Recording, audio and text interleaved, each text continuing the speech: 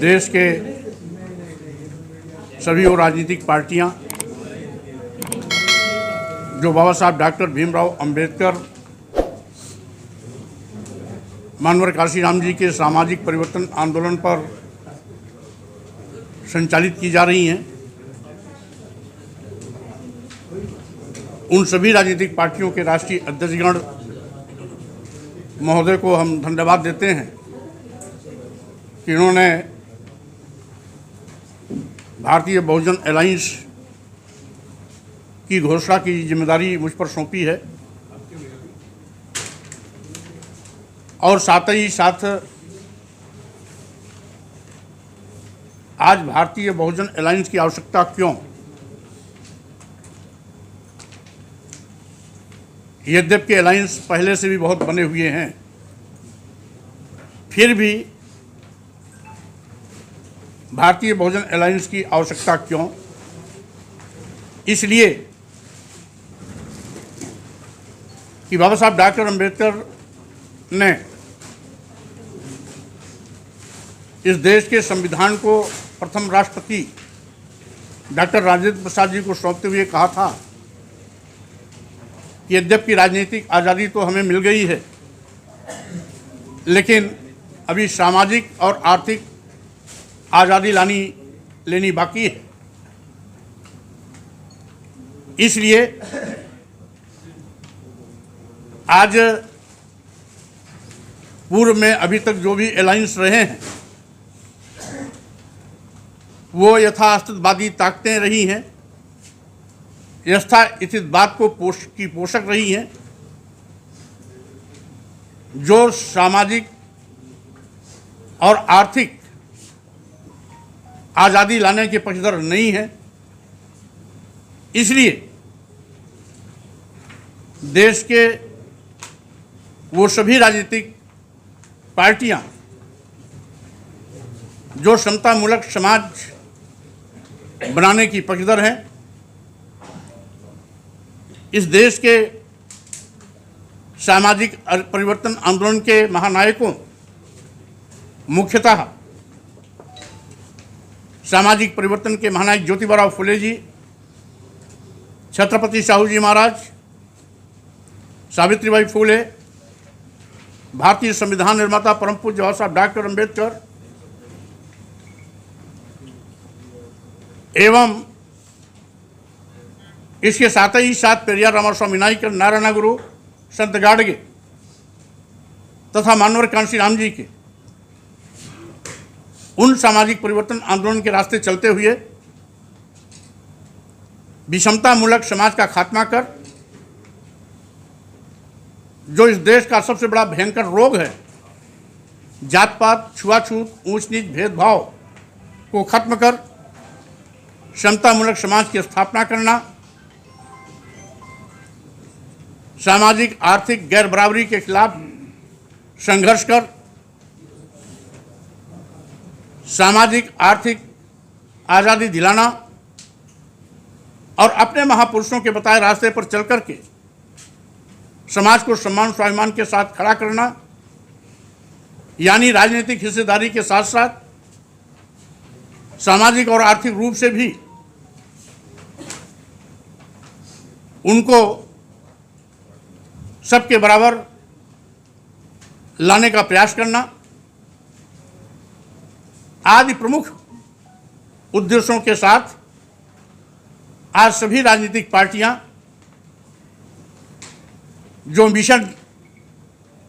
की पक्षधर हैं वो यहाँ पर इकट्ठी हैं और सबकी आपसी सहमति से आज यहाँ पर भारतीय बहुजन अलायंस की घोषणा की जा रही है। जैसा कि देखा गया है, इस देश के अनुसूचित जाति, अनुसूचित जनजाति और पिछड़ों पर आंसू तो बहुतेरे बहाते हैं, लेकिन जब उनका इतिहास देखा जाता है या वर्तमान देखा जाता है तो किसी ने आरक्षण को ईमानदारी से लागू ही नहीं किया और आज वर्तमान सत्तारूढ़ पार्टियां तो आरक्षण को बिल्कुल खत्म करने पर आमादा हैं। यानी जिस संविधान की शपथ लेकर के संवैधानिक पदों पर चुन करके प्रधानमंत्री और मुख्यमंत्री के रूप में बैठे हुए हैं, वो भारतीय संविधान द्वारा प्रदत्त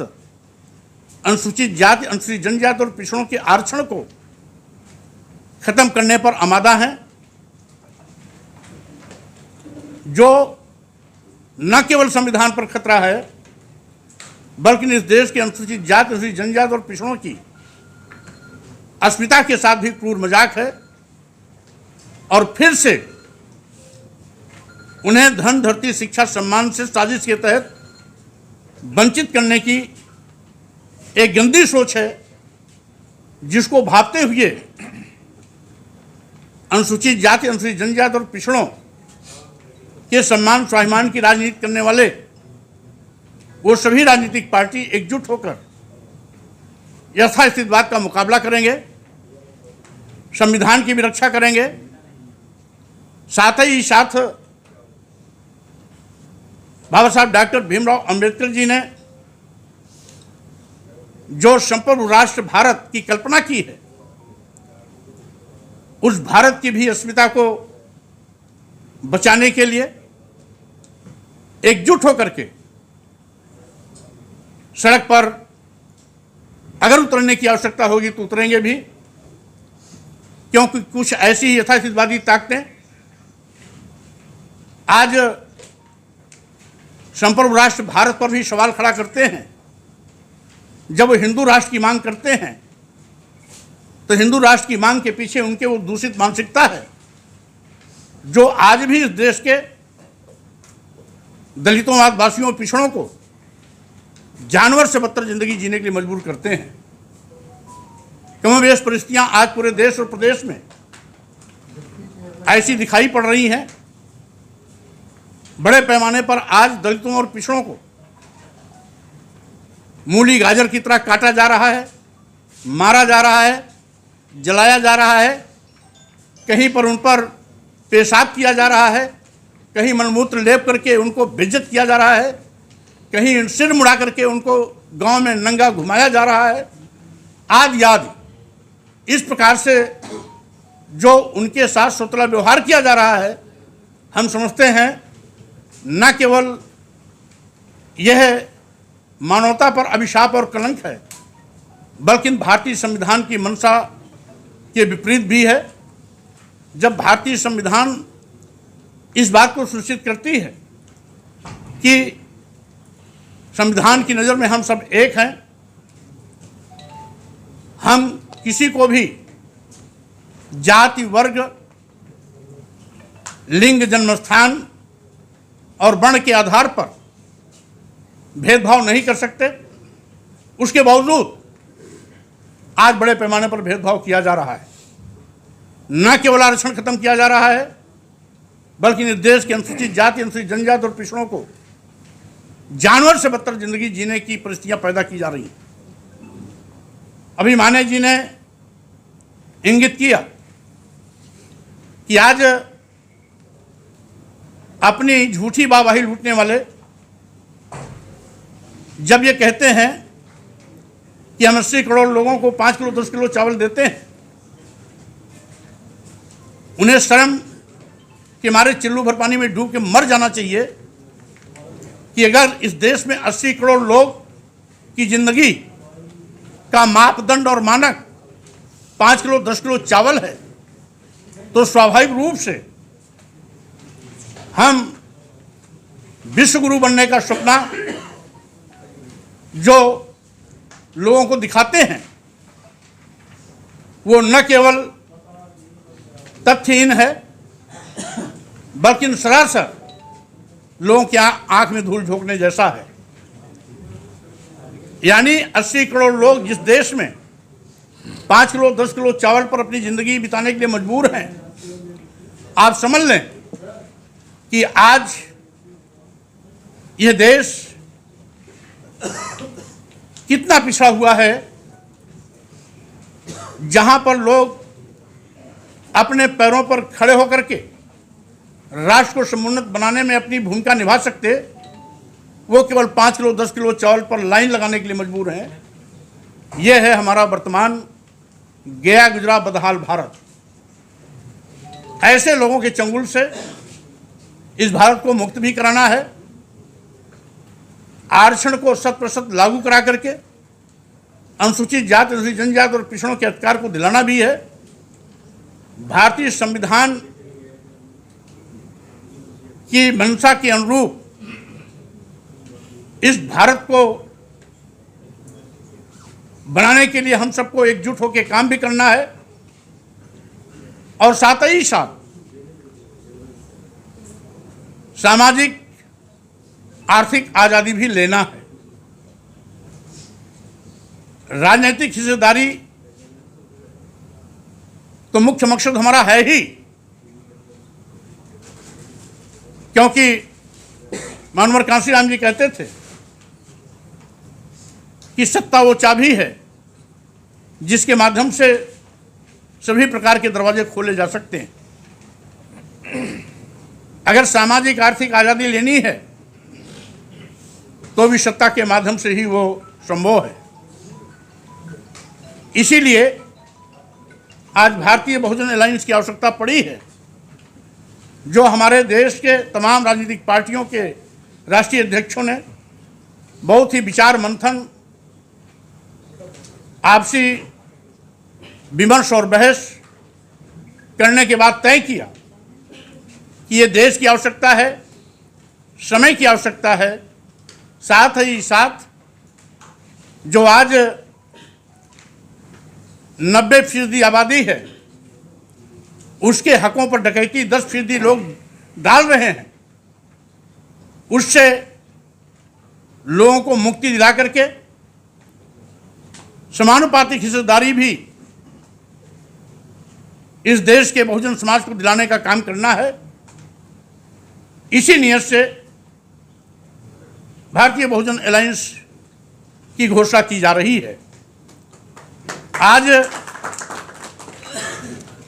देश हो या प्रदेश हो, तमाम ऐसे छद्मवेशी लोग भी हैं जो दलितों और पिछड़ों की दुहाई तो देंगे, लेकिन मौका आने पर उनका गला काटने से भी बात नहीं आते, यानी आरक्षण खत्म करने से भी उनको संकोच नहीं लगता। विशेष रूप से डबल इंजन की सरकार जब से बनी है, अनुसूचित जाति, अनुसूचित जनजाति और पिछड़ों का जो भारतीय संविधान द्वारा प्रदत्त आरक्षण है, उसे पूरी तरीके से खत्म किया जा रहा है। निकाले गए सभी सरकारी विज्ञापन इसके प्रमाण हैं।